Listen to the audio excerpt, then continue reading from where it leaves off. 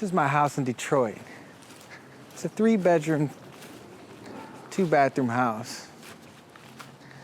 I didn't pay very much for this house. I came here specifically because I knew the house was cheap.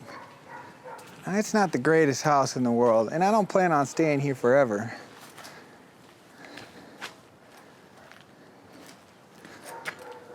My garage door fell on me the other day. I'm gonna tell you how much I bought this house for and how much my payments are every month. But first I want to tell you a little bit of a backstory about how I got here. In 2020, my wife and I were living in San Diego, California. We had been living in campgrounds, national forests, and hotels. We were actually planning on going across the United States and traveling around to all the different national forests. And then COVID-19 hit.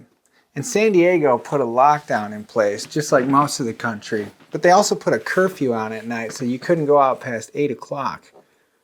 And then they shut down the campgrounds, and they wouldn't allow anyone but essential workers into the hotels, which made us essentially homeless. We were practically forced out of California. Now, luckily, we were prepared. I had already bought a little trailer, put solar panels on it, and prepared to go out to these national forests. So we left California right away. It was really only about a month before we had actually planned on leaving, so I like to call it divine timing. We went out to the desert. It was a wonderful time. And when I got there, I had learned that California was one of the only states that had shut down the national forests. All the other states, the primitive camping was open. So it was gold. We traveled for 6 months around the United States. We were the only one in the national parks. We went all over the place. And then when we found out that they were taking tourists to Mexico, we said, let's go. So we sold all the things we had and we took a flight one way to Mexico. We got both tickets for $250 total. We were in Playa del Carmen for 3 months. And while we were there, they got hit by 2 Category 4 hurricanes.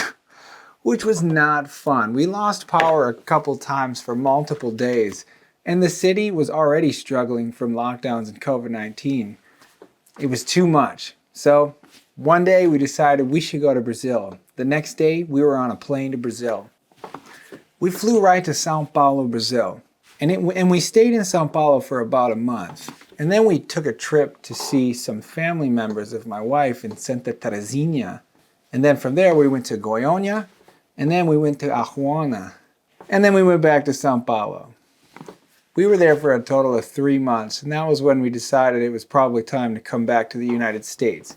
So I looked online for whatever the least expensive plane tickets were. They just happened to be in Florida.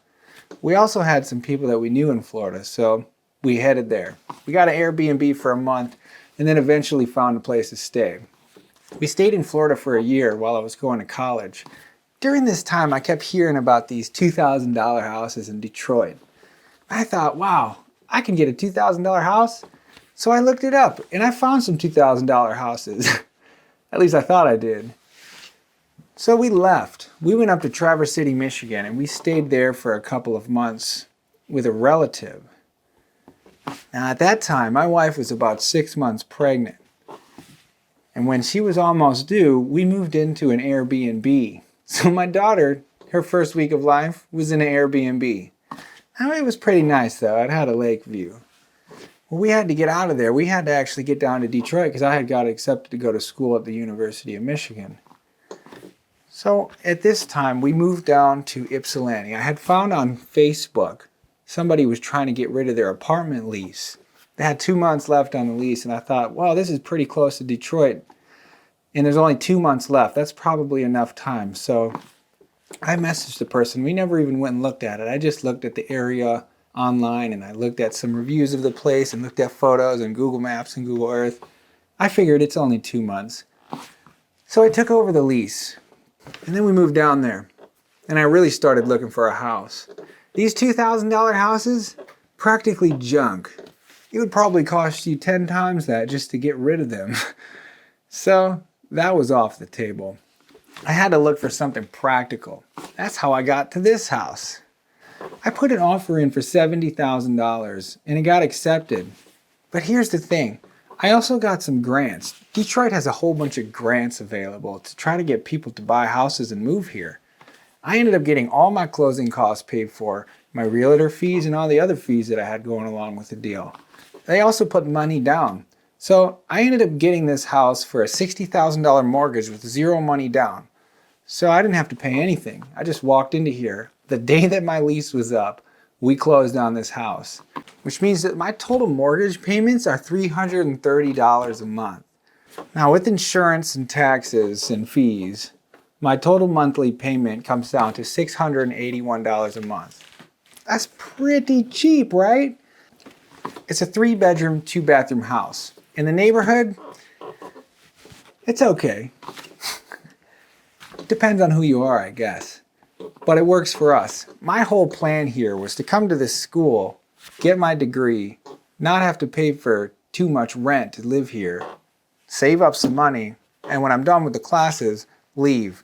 And we're still right on target for that. I'm almost done with the classes, and I'm getting ready to sell this house. So, if you want it, come and get it. And that's how I got here in Detroit. I'm not done yet. We're about to go somewhere else. I'm not sure yet where we're gonna go. I tried to buy a house a couple months ago, and the realtors backed out. It's usually not the realtors backing out, but I guess there was something interesting going on behind the scenes that nobody really wanted to talk about. So the whole deal fell apart 3 days before closing, which was a bummer, because it was a cool house with a mountain view. But I guess we'll find something else, right? That's one of those divine moments too. Tell me about some cool places to live. I like mountains and water, specifically the ocean. So I know I can't have both unless I live in like California or Maine, but I also like warm weather and warm water, which kind of rules out both California and Maine. And California is a little bit too expensive, except maybe Northern California. I know there's some stuff up in those redwoods. I would probably live up there just because the nature, right?